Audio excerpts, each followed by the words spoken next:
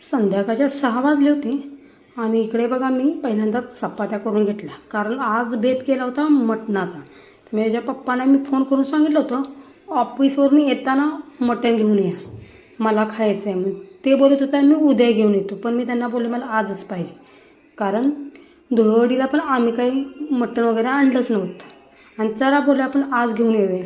शुक्रवारी आणलं तर याच्या पप्पाचा शनिवारी उपवास येतो, त्याच्यासाठी बुधवारी आणलं तर माझं मी गुरुवारी खातच नाही. त्यासाठी बोलले केला तर आजच बेत करायचा मटणाचा, म्हणून मी त्याच्या पप्पांना म्हटलं आज घेऊन यायचे.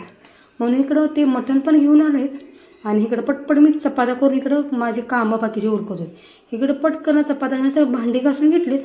भांडी घासून झालं तिकडं चला बोलल्या आता इकडं किचन पण क्लीन करून घ्या, म्हणून पटपट इकडं किचन पण आता क्लीन करायला लागले. आणि त्यानंतर मला मटण बनवण्यासाठी मला मसाला पण करायचा होता, म्हणून मी पहिल्यांदा इकडं पटकन इकडं लसूण सोलून घेतला. मस्तपैकी कांदा लालसर होईपर्यंत मस्तपैकी भाजून घेतला. खोबरं पण लालसर होईपर्यंत भाजून घेतलं. थोडंसं अद्रक पण घेतलं. अद्रक थोडंसं चिरून घेतलं आणि कोथिंबीर टाकून मस्तपैकी इकडं बारीक असा मसाला करून घेतला. आणि मग मटण काय जास्त नव्हतं, अर्धा किलो असल्यामुळे मी डायरेक्ट ग्रेव्हीच बनवली.